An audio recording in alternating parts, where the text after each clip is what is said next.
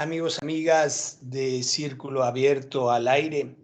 Seguimos con estas conversaciones por Latinoamérica y después de haber visitado virtualmente Colombia, entre ciudades, Antioquia, Bogotá y Pasto, estuvimos en el Pulgarcito de América con el Centro Bartolomé de las Casas, dialogando con mis queridos Walber y Rutilio acerca del construirnos masculinos en nuestros países y en estos tiempos. Y el día de hoy me da muchísimo gusto poder conversar con dos hombres de mi admiración por lo que ha significado su aporte en los colectivos de masculinidades, no solamente al sur del continente, sino en toda la región. Ya si quieren, si gustan, pudiéramos profundizar, porque con su trabajo aportaron mucho en su momento a lo que fue el colectivo por otros vínculos, y el colectivo Poroto, que es en México un frijol y en gran parte de Latinoamérica.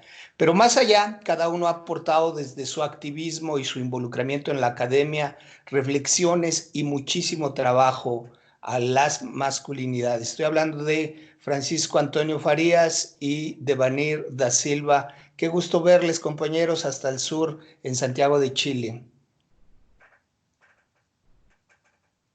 Bienvenidos a la conversación. ¿Qué está pasando en Santiago? ¿Quién primero, Pancho, Deva, desde el año anterior en una efervescencia y una movilización de lo social? Se están haciendo señas a ver quién primero. Pero es que el año se cerró con esa efervescencia, esa movilización que en mucho tiempo no habíamos visto en el sur del continente. Parecía que el sur despertaba a una movilización casi sin precedente. Lo vivimos en Ecuador, lo vivimos en Bolivia, fueron los pueblos originarios quienes pusieron el cuerpo, y en Santiago, a lo largo de todo Chile, además, fueron las más jóvenes quienes despertaron esta movilización social. ¿Cómo lo vivieron? Porque además ahora hay un contraste en el encierro al que estamos obligados, dada la situación sanitaria, y qué es lo que encuentran dentro de lo que han vivido en esta gran ciudad como es Santiago. Ya, como me tocó, Panchito me dio la palabra. A ver, gracias por la introducción. ¿Qué, qué pasa con Chile? Yo creo que lo primero para mí es el tema de la esquizofrenia, en el sentido de, como tú dices, el fin del año pasado, digamos, con el estallido social, los jóvenes que empiezan a poner el tema en el tapete, digamos, que ya venía poniéndose en el tapete hace a lo menos una década, digamos. Entonces, el estallido social lo que va a hacer en términos de lo que yo siento, digamos, que fue o de alguna manera uno lo vivió, eh, pone en el tapete ciertos temas sociales, ¿ya?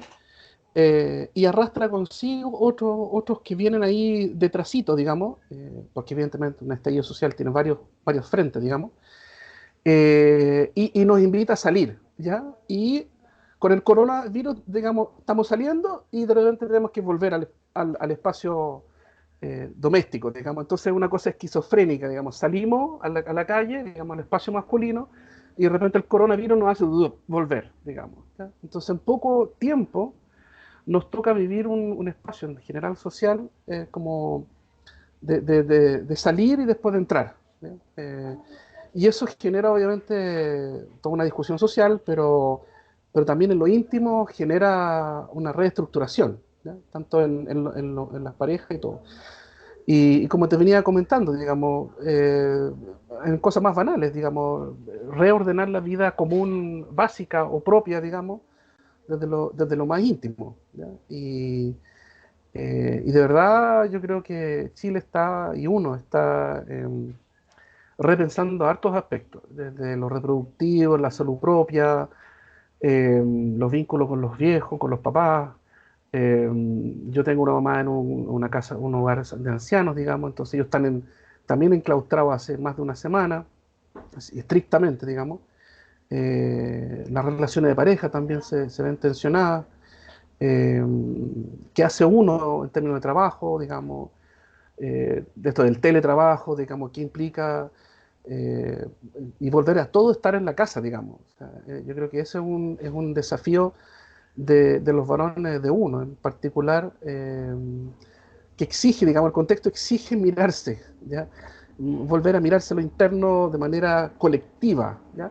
Porque lo que pasaba antes, y yo creo que también ahí un poco el Pancho puede también aportar en temas de esto, digamos, que la movida de género estaba como así, como que no había un gesto que forzara a los sujetos masculinos a exponerse, en ese entrarse a sí mismo, eh, que implicara una reflexión colectiva, ¿ya? Realmente, o sea, no sé si realmente colectiva, pero que por lo menos nos daba el piso para interpelar a otros varones y decir, oye, ¿qué les pasa con esto?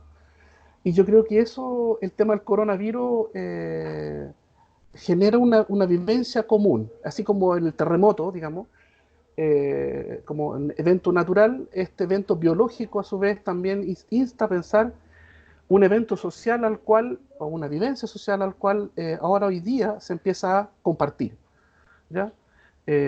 Así que esa es mi primera entrada como al tema. Y ahora la palabra al... No, hacia allá, hacia el otro lado. Esto de la virtualidad Sí. responde a pensar que era como, no, ya, allá, no sé, perdón. Además tenemos una ubicación distinta, cada quien ve de manera distinta la pantalla. Claro, la izquierda y la derecha, la izquierda, entonces ahí en términos políticos no sabemos para dónde mierda mirar hoy día. Pero bueno, eso es Sí, otro tema. además nos cruzan, de repente la izquierda entra por la derecha, así que Eso, tal cual. no, somos un síntoma de esta confusión Tal, global. Mi tal querido cual. Pancho, ¿cómo lo interpretas tú? Porque yo tengo una propia interpretación desde fuera que puede o no pertenecer a la realidad, pero yo miro como muchos años de un letargo después del miedo introyectado en los cuerpos tras la dictadura, pareciera que no es posible reorganizarse socialmente y tomar ese espacio público. El espacio público se va tomando con cierta timidez hasta que son cuerpos más jóvenes que no registran el miedo los que provocan esto, ¿no? De repente sumamente irreverentes. ¿Cómo lo viviste? ¿Cómo lo han vivido? ¿Qué es lo que interpretas, Pancho? Sí, bueno, primero agradecer la invitación a esta conversación enclaustrada, esta conversación en cuarentena, pero que de alguna otra forma, como planteaste tú, como lo planteó Devanir, eh, a mi juicio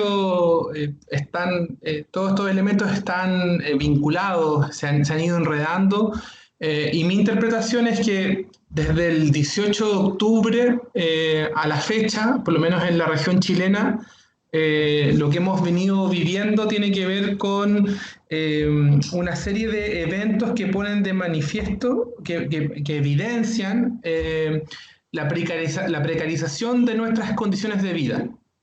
Yo creo que eso es bien interesante plantearlo en esos términos porque, claro, cuando uno mira a la región latinoamericana y caribeña, yo las primeras veces que viajé hace 10 años a Centroamérica, una de las cosas que más me decían era, me preguntaban por Chile, por cómo era, el tema de su desarrollo económico, todo el tema de su transición política. Y a mí una de las cosas que más me llamaba la atención de mis amigos, amigas, colegas centroamericanos era esta especie como de venta de productos que se había hecho de la marca Chile en torno a cómo se hacía, cómo había hecho su proceso de transición democrática. Y yo creo que eso era una muy buena propaganda y el 18 de octubre el estallido social lo que puso en evidencia de manera radical a mi juicio fue precisamente nuestros empobrecimientos, porque a mi juicio eh, esta relación que hay entre dictadura y democracia, en el caso chileno, trajo una serie de promesas de bienestar económico, promesas de inclusión, promesas de, eh, por ejemplo, acceder a una serie de situaciones que otras generaciones en nuestras historias familiares nunca lo habían podido realizar. Voy a poner un ejemplo biográfico súper concreto. Eh, La primera vez que viajé fuera de Chile fue el año 2006. El año 2006 yo ya había terminado mi formación universitaria y cuando viajé por primera vez fuera de Chile fue a Argentina. Y en el caso de Argentina, ellos venían saliendo de la crisis del 2001, llevaban 5 años después de la crisis, y una de las cosas que más me llamó la atención a mí fue esta como arrogancia que había de parte de varios chilenos y chilenas a propósito de cómo el cambio económico los favorecía cuando iban a Argentina. Entonces, eso a mi juicio también te muestra un cierto comportamiento de cómo tú te posicionas en la región. A mí me gusta harto la lógica de, yo cuando chico veía El Chavo del Ocho, y Chile en algún momento se convirtió como en Kiko, es como el Kiko de la vecindad. Kiko es pobre, pero se cree rico.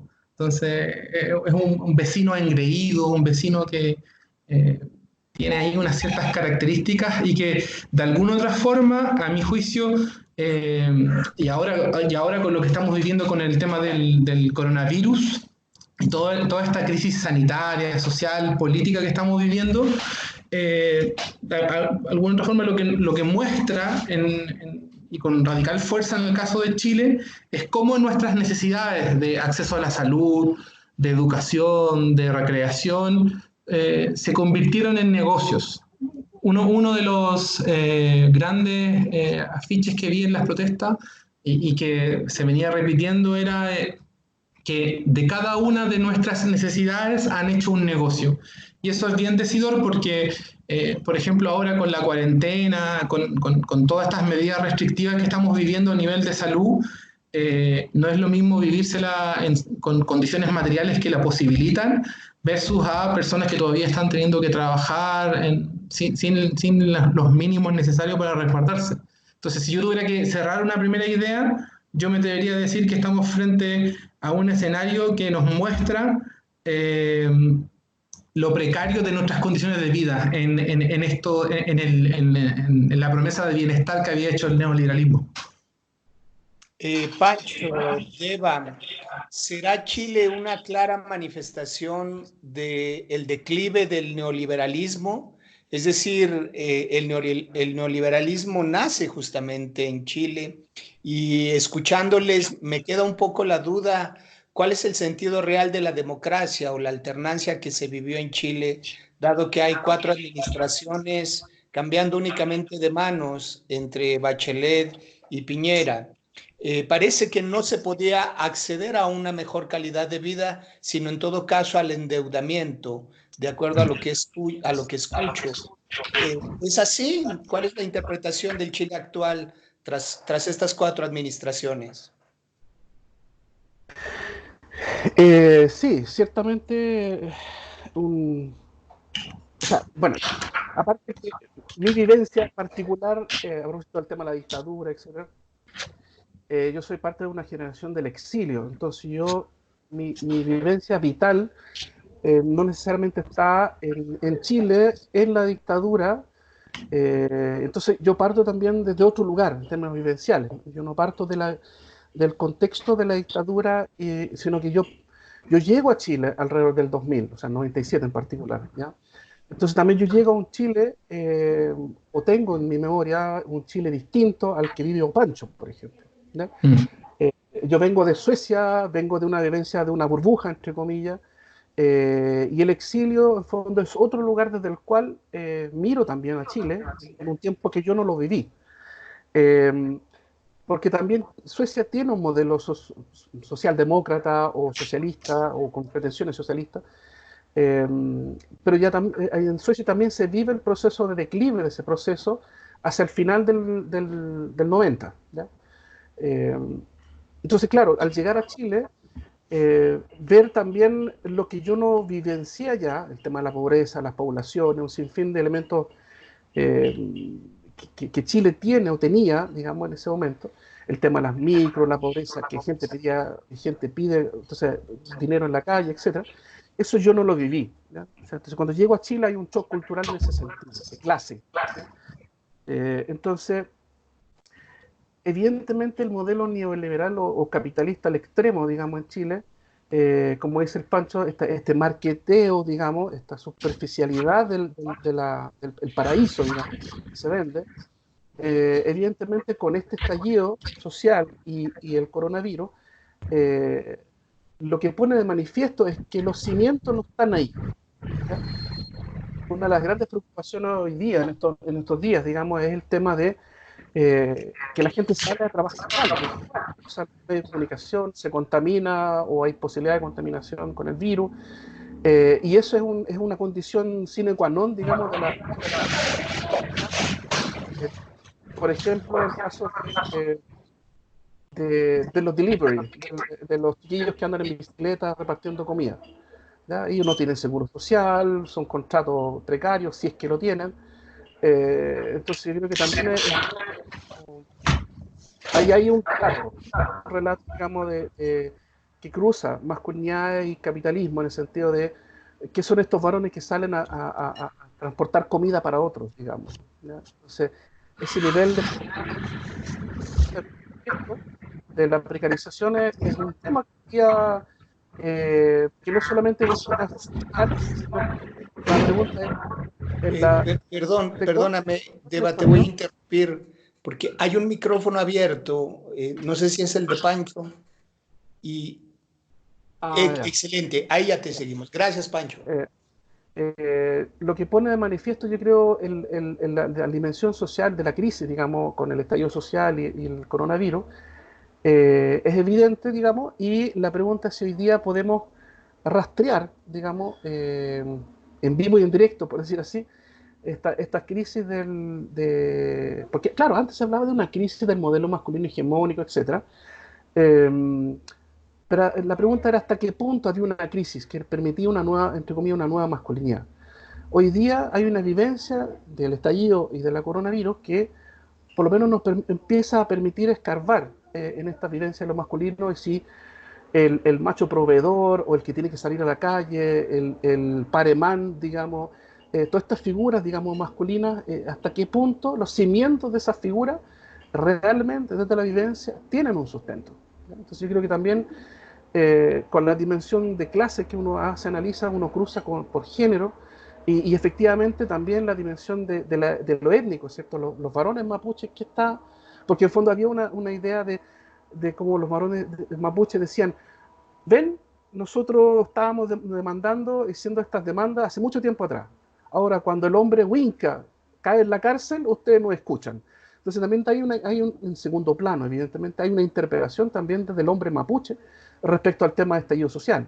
¿Ya? Entonces también hay, yo a cada vez más, digamos, me convenzo de un poco la mirada interseccional del feminismo, digamos, en el sentido de que aporta luces a un poco entender el fenómeno en ese sentido, cruzar esta cuestión. O sea, también la población migrante, ¿cierto? Los venezolanos, colombianos, que genera una discusión con el chileno común y corriente también. Ahí hay una tensión que se está dando, que es la misma discusión que tenía la discusión étnica en Suecia, ¿cierto? Los migrantes nos vienen a quitar el trabajo, que era el discurso del sueco, digamos. Entonces, el chileno les quitaba la pega en la salud, digamos, limpieza, etcétera. Y los venezolanos, hoy día, colombianos, etcétera, están haciendo con la misma dinámica con el chileno, ¿ya? Entonces ahí es un caldo de cultivo de muchos temas, muchos hilos, en el cual podemos tomar, digamos, y analizar y darle una vuelta. Aparte de lo personal e individual, digamos, por cierto. Qué interesante, Deba.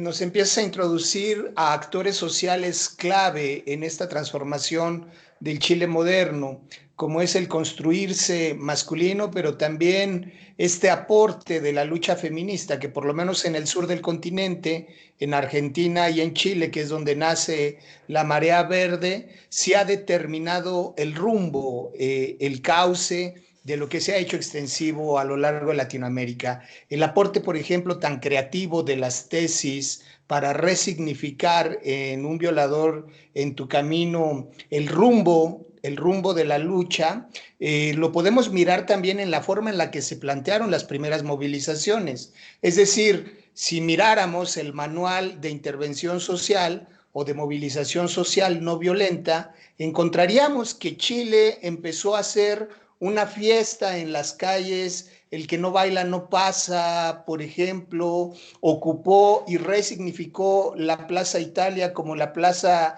de la Dignidad, de una manera en la que casi no compró las provocaciones que venían de un régimen militarista y opresor, de tal suerte que se alcanzó hasta burlar con técnica de los carabineros. ¿A qué le podemos atribuir esta forma de organizarse y de poner el cuerpo, además de manera tan inteligente, ¿no? Observemos también en la primera línea con los capuchas, siguen siendo masculinos. ¿Cuál es el rol de los hombres y las mujeres en esta movilización social? Voy con Pancho y me regreso para complementar con Deva.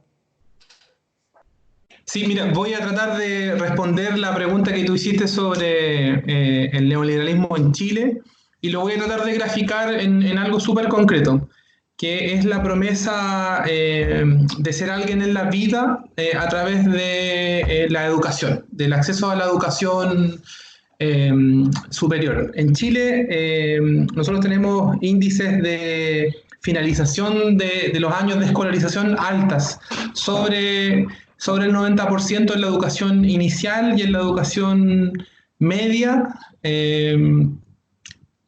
cercano al 90%.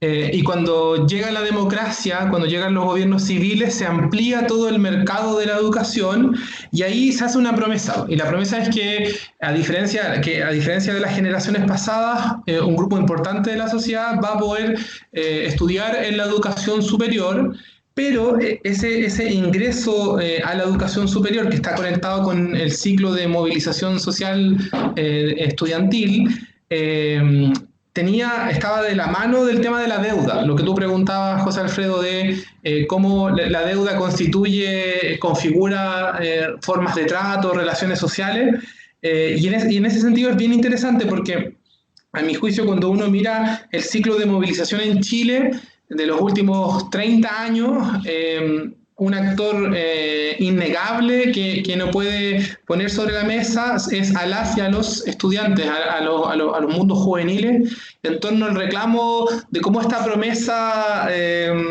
se materializó de manera precaria, diferenciada, porque claro, uno podría decir, y los liberales son muy buenos en este argumento de decir, pero miren, ahora hay muchas generaciones que están en la universidad y que en otras condiciones no lo hubiesen estado. Eso es correcto, pero es una verdad a medias, porque parte importante de esas generaciones lo hicieron en instituciones de baja selectividad, por un lado, y por otra parte, comprometiendo lo que nosotros le decimos acá, deudas que configuran un proyecto de vida. Un ejemplo súper concreto. Hoy día tenemos a distintas generaciones de jóvenes que salen de la universidad y deben más o menos el costo de una vivienda, Y imagínense lo que significa estar armando tu proyecto de vida, haber estudiado una profesión, nota al pie de página, nosotros ni siquiera hemos transformado nuestra matriz productiva, no tenemos idea si necesitamos tantos cientistas sociales, filósofos, no lo sabemos, ingenieros, periodistas. Y tú le colocas una deuda. Y eso configura un cierto tipo de relación. Y el movimiento estudiantil lo que hace, a mi juicio, es cuestionar en distintos momentos con distintas entradas. Primero fueron los escolares, en un segundo momento se suman los universitarios, más una serie de otras organizaciones.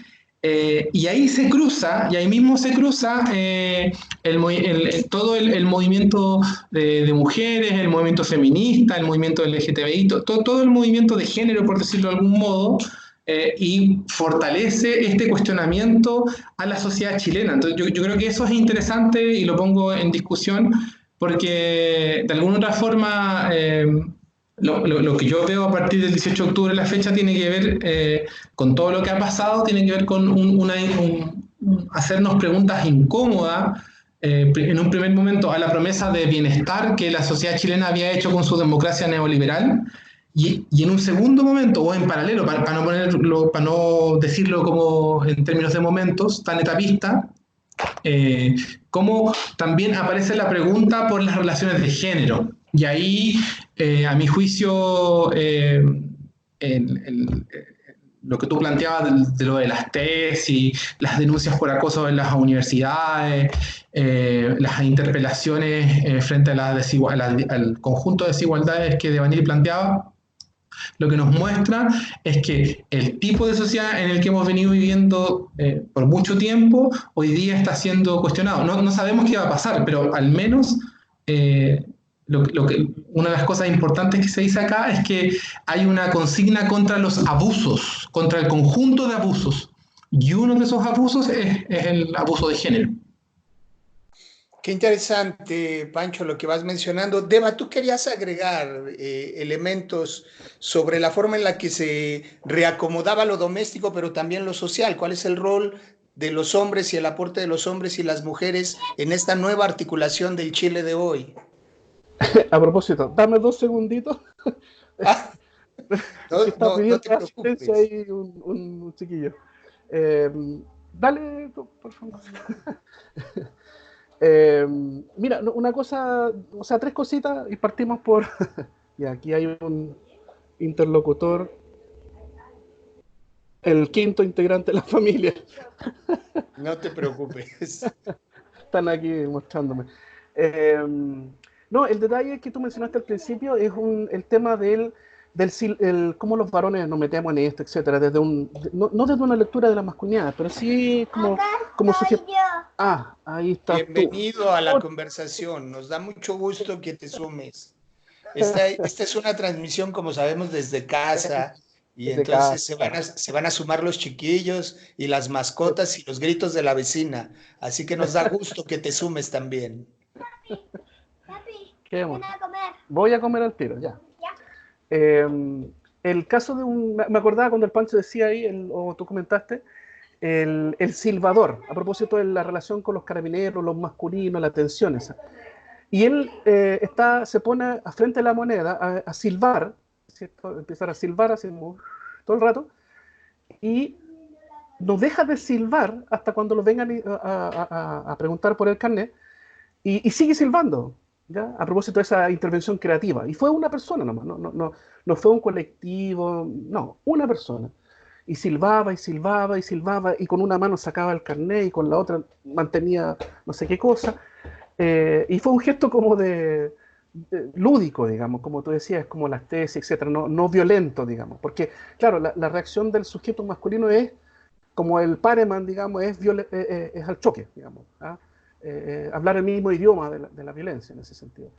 Eh, entonces, yo creo que ahí también el tema, el eje clase que menciona Pancho, que es tan potente, justamente tiene que ver con este sujeto joven, con esta variable de la juventud, digamos, que viene marcando hitos y como gritando todo el rato, oye, oye, escúchenme, escúchenme, escúchenme, a través de estos 30 años, digamos, ¿ya? Distintas maneras de expresar, de las distintas formas que los jóvenes podían hacerlo. Y el estallido en especial, no sé si Pancho está de acuerdo en esto, eh, hay un elemento de solidaridad de la juventud que se expresa con la vejez que no está, o sea, con sus padres o sus abuelos. ¿Ya? Él dice, yo no estoy acá por mí, yo estoy acá por mi papá que no puede pagar la deuda, que hablaba del Pancho, ¿cierto?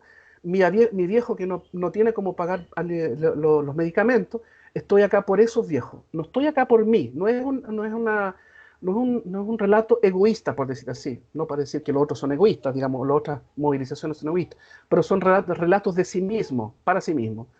Y en esto hay un saborcito, digamos, no digo que sea ese el paradigma en general, pero a mí me suena por lo menos que los cabros hoy día decían, estaban en la calle porque se dan cuenta que la deuda que ellos tienen, que el sistema les ha impuesto, porque en el fondo tú partes tu ciclo de vida con la deuda, como dijo Pancho, de una vivienda. O sea, ni siquiera partes, digamos, para empezar a comprar la vivienda, sino que partes pagando la vivienda que no tienes, que no es tuya, para recién después de 20 años empezar a comprar la vivienda. ¿Ya?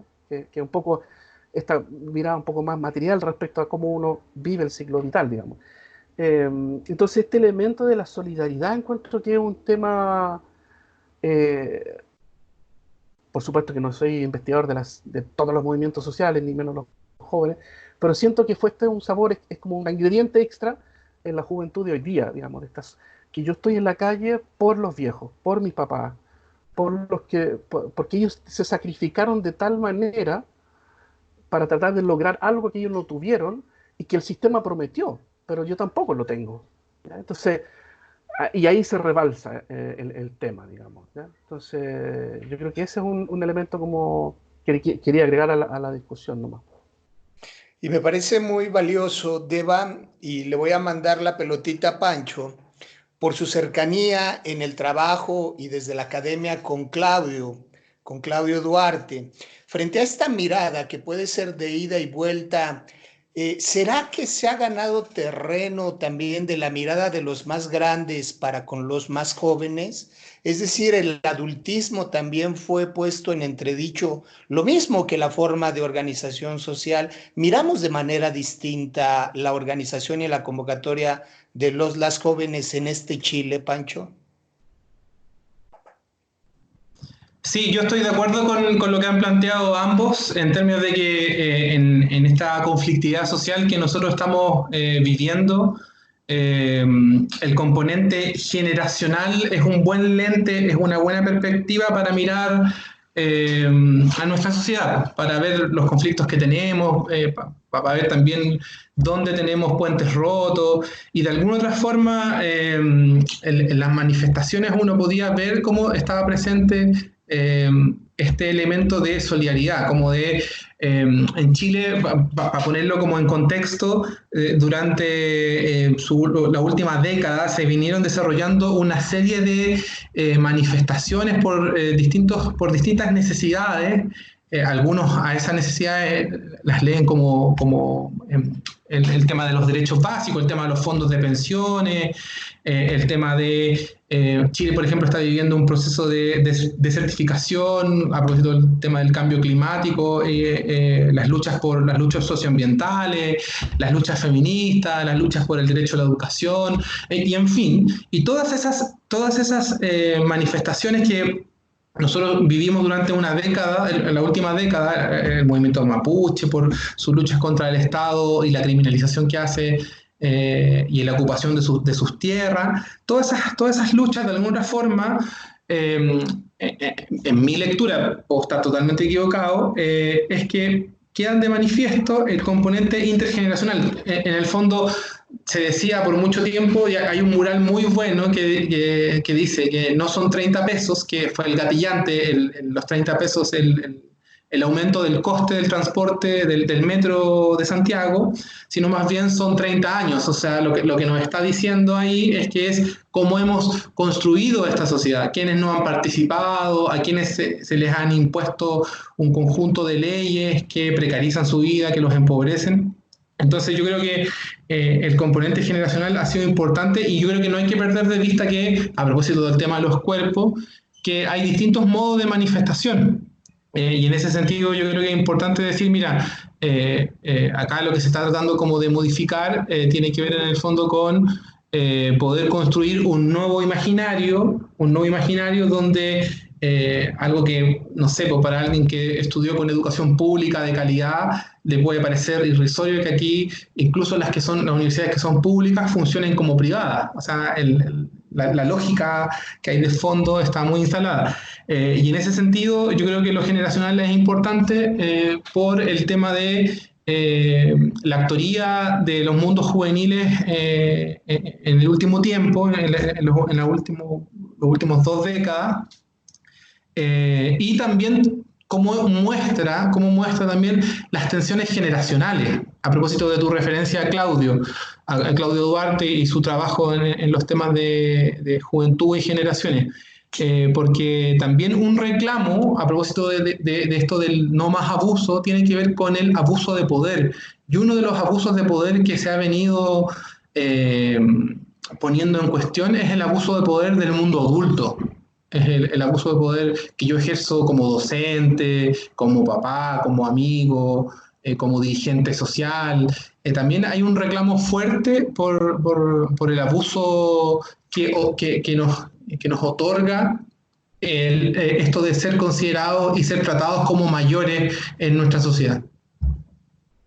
Muchas gracias, Pancho. Quiero aprovechar este tema que pone sobre la mesa en tanto el uso, el ejercicio, el tránsito o abuso de poder, porque reconociéndoles pioneros en el trabajo de los colectivos con hombres, yo no quisiera perder la oportunidad de preguntarles cómo transitar las diferencias y cómo reinventarnos a través de los colectivos de varones, dado las tensiones.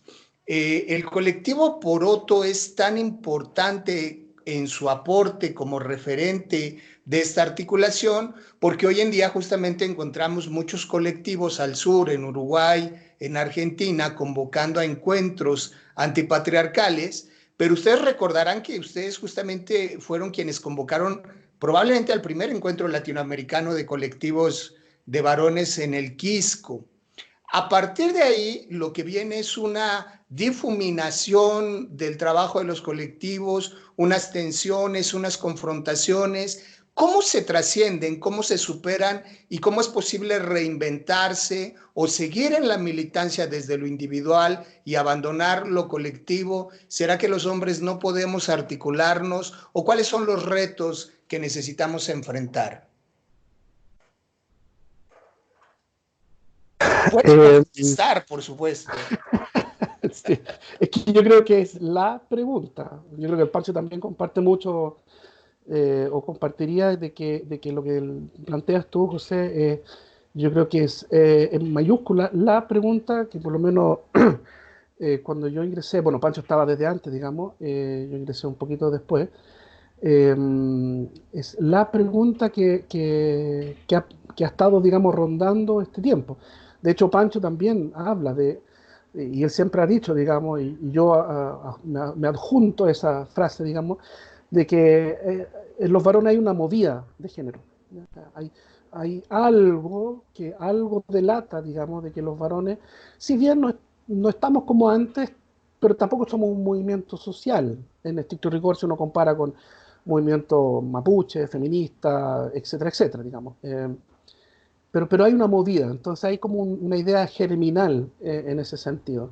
Ahora, eso también tiene matices de clase, por cierto, eh, que hay que considerar, digamos, y de generación. Yo creo que me acuerdo también en el colectivo, también en parte de la etapa que vivimos, digamos, también fue esto de que hubo una generación joven, ¿cierto? Hubo una brigada juvenil dentro del colectivo que también denota también un cierto cambio de paradigma, cambio de aire, digamos, de lo social en el cual también lo vivimos nosotros, digamos, en ese sentido.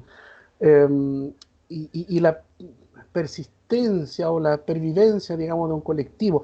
Porque yo también me hago la pregunta si efectivamente, o hasta qué punto lo colectivo, en términos históricos, es un espacio, o sería la plataforma, que como un poco lo que tú preguntas, sería la plataforma para salir de la movida y entrar en un movimiento, digamos. ¿Qué es lo que destraba esta posibilidad de ser una movida a ser un movimiento?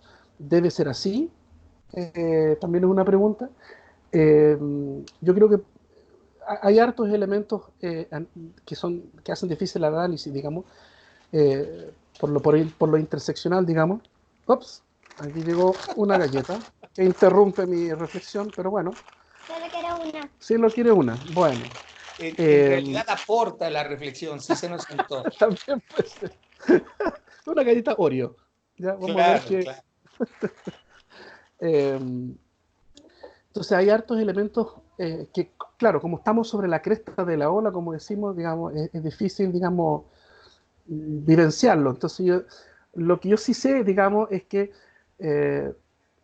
hay que gestar de alguna manera, con toda la diversidad, digamos, gestar como yo no puedo transponerme, digamos, y vivir como mujer o homosexual, etcétera, las otras identidades. Entonces, lo que yo me planteo, por lo menos desde mi individualidad, digamos, es decir, es desde adentro y desde el centro, ¿ya? No me puedo ubicar en una vivencia que no tengo para tener un discurso que no se conjuga con la práctica que yo vivo, ¿ya? Entonces yo creo que por lo menos desde ahí uno habla en lo individual, y sigue hablando con otros, digamos, para tratar de ver si en algún momento, en términos más sociales, culturales, se destraba esta idea de estar en una movida de género, digamos, y que yo creo que Pancho, Juan Carlos también, y todo lo que, digamos, estamos metidos de alguna manera, lo hacemos desde lo individual, ¿ya? Para tratar de seguir empujando, digamos, para que esto de alguna manera genere algo más allá, digamos, ¿ya? Entonces yo creo que también el estallido social, el tema del coronavirus, digamos, genera instancias, pisos, peldaños, digamos, que nos permite interpelar a otros, a través de la red, a través de las calles, del espacio educativo propiamente tal, el aula, digamos, la propia familia, digamos, que también viven procesos, digamos, en el tema del coronavirus, digamos, tensiones internas familiares. Entonces uno está permanentemente, de alguna manera, a través de la reflexión, vislumbrando elementos a otros para que a su vez puedan tomar ese hilo y reflexionar. Gracias, Deva. Evidentemente este movimiento empezó desde lo personal, esta efervescencia tenía que buscar cauce y ponerse fuera, y Pancho, te tocó ser uno de los pioneros, ser el censor de esta convocatoria para con otros hombres y conformar las bases y la estructura de lo que muchos años aportó el colectivo Poroto. A la distancia del tiempo, ¿cómo lo miras, cómo lo valoras y cuáles son los desafíos que como colectivos y varones enfrentamos? Sí, yo valoro mi experiencia de participación, de militancia en el colectivo Poroto como una de las más significativas que he tenido en mi vida. A propósito del conjunto de experiencias que posibilitó desarrollar, por ejemplo, conocer a un sinfín de gente que en distintos contextos, con distintas entradas, viene trabajando los temas de género, los temas de masculinidad, con otras entradas también. Y en ese sentido, yo me atrevería a decir que como es una experiencia que convocó a una serie de varones a hacerse preguntas críticas sobre sus masculinidades, habría que reconocer qué de esas experiencias son aportes para las luchas que estamos dando hoy día, y también reconocer cuáles fueron sus límites, cuáles fueron los puntos ciegos, aquello que no logró resolver. Y en ese sentido, yo con la perspectiva del tiempo he aprendido que nada es para siempre, y en ese sentido es importante reconocer también cómo los saberes se comunican. Y yo creo que, por lo menos en lo personal, y tratando de pensar como en el desafío de la reinvención, yo me atrevería a decir que si los varones no somos capaces de interrogarnos críticamente a partir de procesos de autoobservación, ya sea terapia, ejercicios grupales, trabajo social, incidencia en la mejora de nuestras condiciones de vida, que apunten a reconocer una cuestión fundamental, es que nosotros hemos sido socializados en una cultura patriarcal y que a través del machismo, del sexismo, de la homofobia, nos relacionamos con el mundo, con la sociedad, con nosotros mismos, generando una serie de costos para los demás. Entonces yo creo que si en primer lugar no somos capaces de hacer una autoobservación crítica de eso,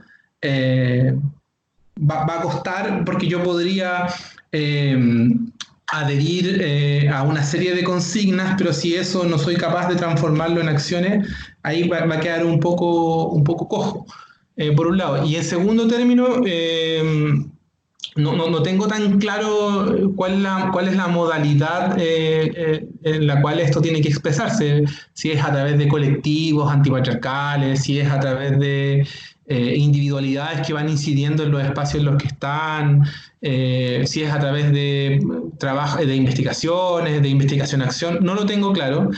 Probablemente hayan tantas respuestas como posicionamientos políticos, Sin embargo, creo que lo que sí es importante es que este es un trabajo que requiere de constante observación, observación colectiva, eh, y importante que esto es un trabajo que no se hace solo. Devanir lo dijo, el tema de los cruces con otras dominaciones. Entonces yo creo que es importante ir haciendo alianzas, alianzas que aporten herramientas concretas para de alguna otra forma fortalecer lo que hacemos. Porque, por ejemplo, eh, yo siento que lo que aprendí en el Poroto hoy día, con los fenómenos que se están dando hoy día en torno a la construcción de las masculinidades, hay hartos elementos que yo tengo más preguntas que respuestas. El tema, por ejemplo, de lo que nos pasa a los varones, lo que nos pasa en las instituciones en las que estamos, en nuestras organizaciones, con el tema de las funas. No sé cómo le dicen en México. Si yo digo funa, ¿tú me entiendes? No, no tengo referencia. Como es una denuncia pública de que tú ejerciste violencia y yo lo coloco en redes sociales. Ok, sí, sí, lo hemos vivido en todos los sectores, en el teatro, en la academia, en el activismo, en la música. Sí, después del movimiento Me Too. Sí, ya. Por ejemplo, frente a ese tipo de situaciones, yo creo que los hombres, claro, pues podríamos decir, oye, yo podría terminar catalogando eso como favorable o no, pero yo creo que es más importante preguntarse cómo nos trabajamos, cómo incorporamos el conjunto de esas críticas y también pensar qué ha tenido que pasar para que las funas o esas denuncias públicas aparezcan como repertorios válidos para las mujeres, para varias organizaciones, cuando está la sensación de impunidad, cuando está la sensación de injusticia. Entonces yo creo que es importante ir tomando estas experiencias y ponerlas en colectivo, colectivizarlas y asumir una idea de que no son propiedad, o sea, claro, el colectivo fue responsable de su militancia, de su quehacer, pero eso, ahora eso hay que compartirlo, hay que socializarlo y recrear para los nuevos problemas que estamos enfrentando hoy día, como el confinamiento en nuestras casas, la desigualdad, esta dificultad para proveer recursos. No sé, yo soy de la idea de que los realmente requieren compartirse y actualizarse.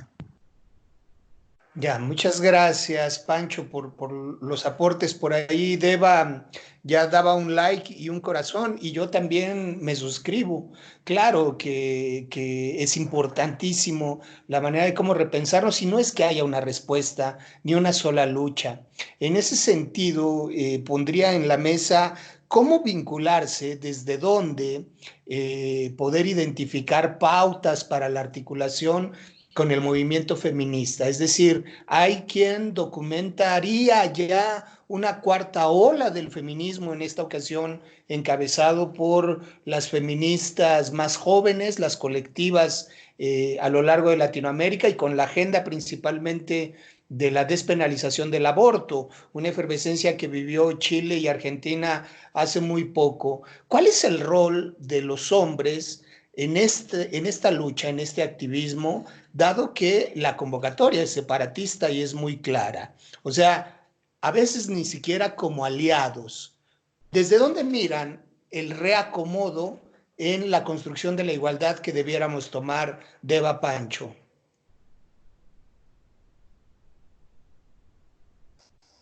Eh, a ver, yo en último tiempo, bueno, como mencioné, estaba en estos diálogos parciales que uno tiene con Pancho, con otros también, como en esta instancia, más o menos formales. A partir de lo interseccional que ha sido uno, por lo menos a partir de las lecturas, por lo menos mi espacio de últimamente, eh, me tocó leer una recomendación también a Sara Ahmed, una autora británica, que habla del giro emocional de las ciencias sociales. Entonces yo creo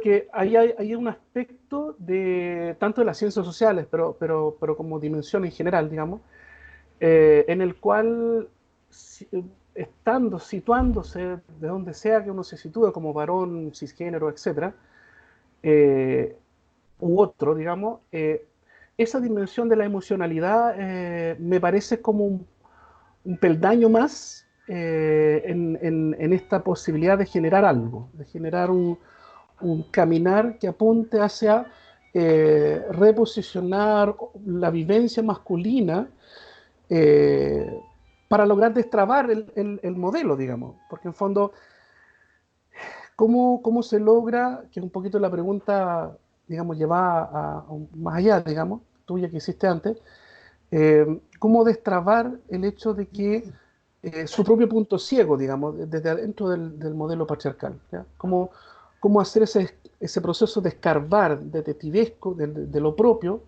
de lo masculino, de los masculinos, situado históricamente en un contexto, cuestionándote? ¿Ya? Y también responder la pregunta, me cuestiono para qué, en función de lo que está ahí, de mí mismo, de mi pareja, eh, en función de qué. Entonces hay una pregunta, hay un destrave, digamos, es cuando uno está en el auto, ¿cierto? Aprendió el auto, está acelerando, pero tiene el freno de mano puesto todavía, ¿ya? Está todo funcionando, el motor, tú tienes los visores, etcétera, pero falta un destrave del modelo, y esto lo podemos pensar en términos regionales, globales, ¿cómo se llama? Más locales, digamos, regionales. Eh, y yo creo que personalmente hay hartas autoras y autores, como Connell, por decir algunos de los que me ha tocado trabajar, que plantea hartos elementos importantes en el cual podríamos agarrarnos, digamos, ¿ya? Pero como Pancho dice, aquí nadie quiere jugarse el oráculo de Delfos, digamos, o el oráculo en general, porque es tan incierto, digamos, el contexto, que tampoco uno se puede jugar por algo, pero el cuestionamiento desde lo personal es lo que está ahí, digamos. La pregunta es efectivamente qué forma va a tomar esto, digamos, si es colectivo, si es dentro de un sindicato, digamos, por ejemplo, el Juanca, que todavía no se une, yo escuché muchas veces que él planteaba esto, digamos, de qué espacio masculino puede uno incidir. Me ha tocado, por ejemplo, estar en capacitaciones justamente con sindicatos o como diría Connell, con estas masculinidades globales, digamos, en donde uno puede pesquisar, digamos, mirar, escarbar. ¿Qué les pasa con los varones, con las denuncias, por ejemplo, como dice Pancho? Los posicionamientos de estas masculinidades que están observando las denuncias y qué sienten ellos respecto a las denuncias.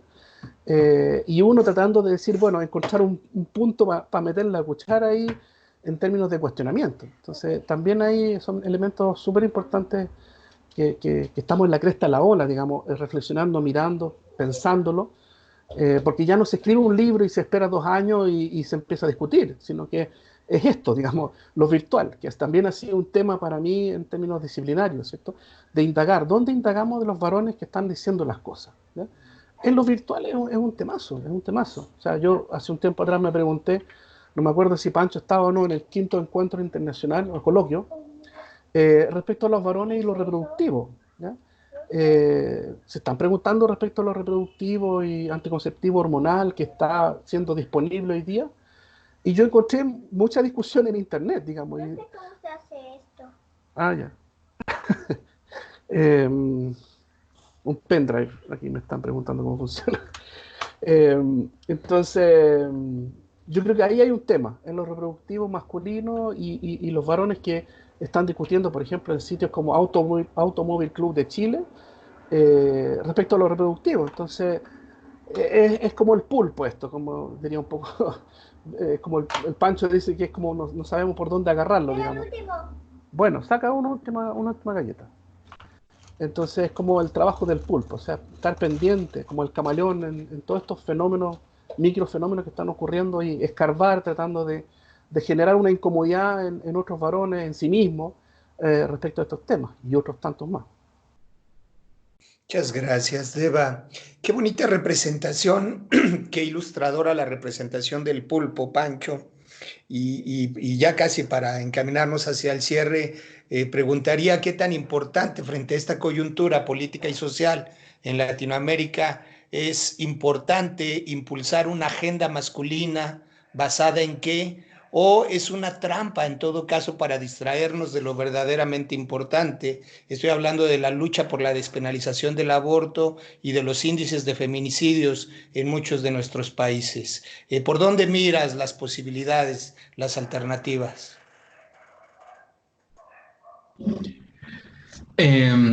Yo trato de observar mi propia experiencia después de salir del colectivo Poroto, y yo creo que lo que yo más he extrañado desde ese tiempo a la fecha, un par de años ya, tiene que ver con lo grupal, con el dispositivo pedagógico de encontrarme con otros varones, porque yo creo que sin que eso constituya una esencia ni nada, a mi juicio, encontrarse con otros eh,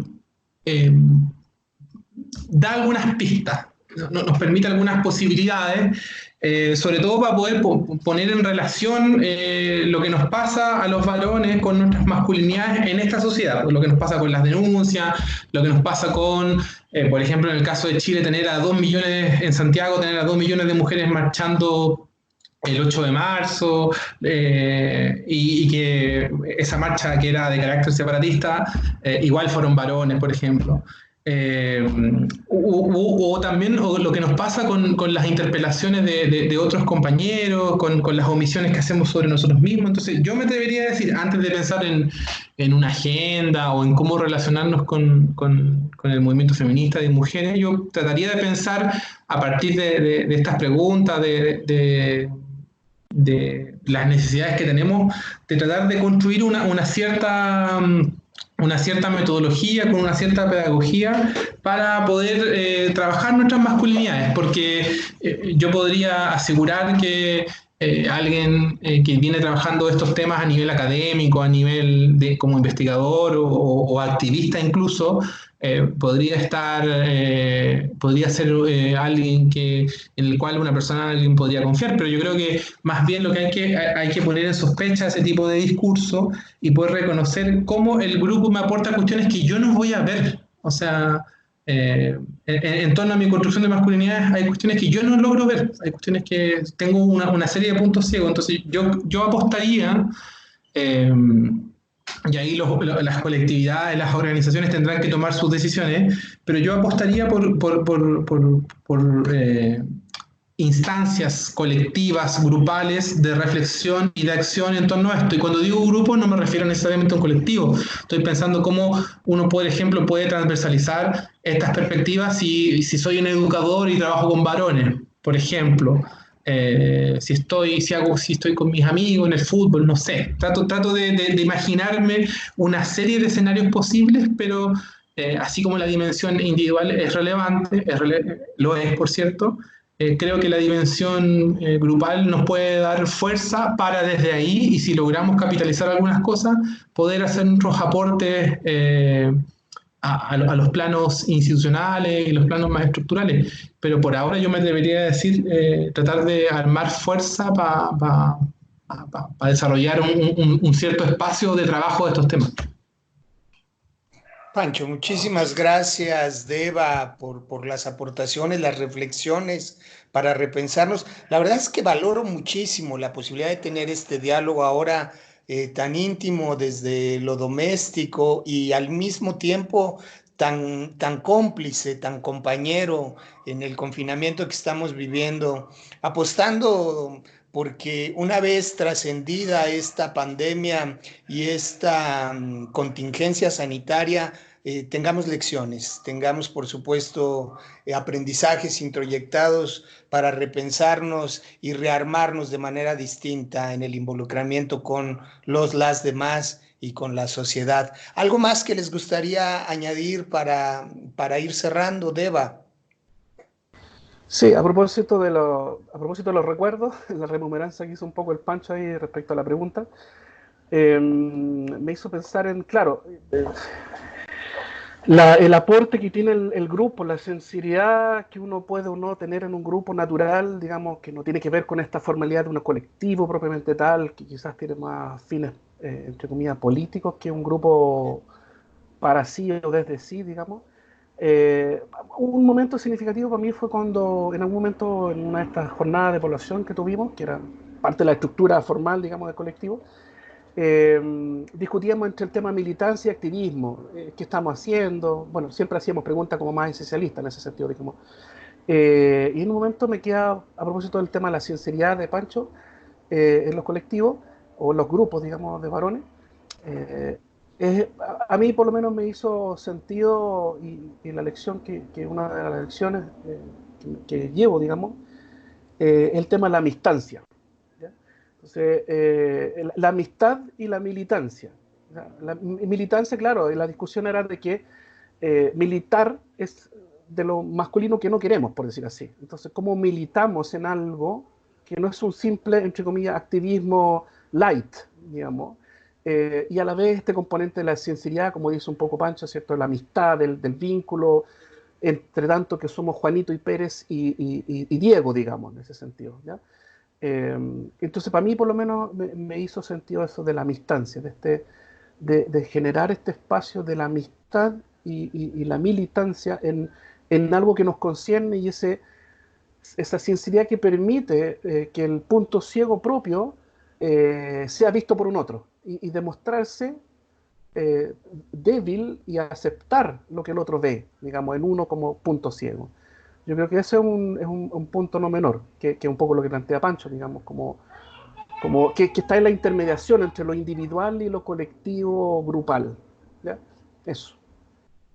Yo me quedo maravillado con la forma de usar la metáfora y de acuñar los conceptos como la amistancia desde este nuevo lugar del vínculo y desde la militancia y las convicciones. Te agradezco mucho, Deva. Ha sido todo un placer poder conversar esta mañana en México, esta tarde para Chile. No sé si ya va siendo hora de la 11 o del almuerzo.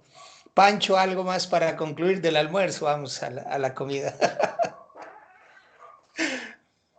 No, solo agradecer la invitación y nada, yo creo que es importante darnos todo espacio y pensar que el desafío que nos viene va a ser rudo, o sea, post pandemia yo creo que de alguna otra forma se van a manifestar una serie de necesidades y ahí yo creo que tenemos que también frente a un escenario desigual, frente a un escenario que nos va a interpelar en lo más cotidiano y en lo más estructural, en lo más institucional, ponernos a disposición de trabajar todas las cuestiones más elementales de la reproducción de la vida cotidiana. Así que yo creo que tenemos harto trabajo y vamos a tener que pensar cómo las herramientas que teníamos, cómo las actualizamos. Yo creo que eso es como yo así lo veo, cómo actualizamos nuestras herramientas.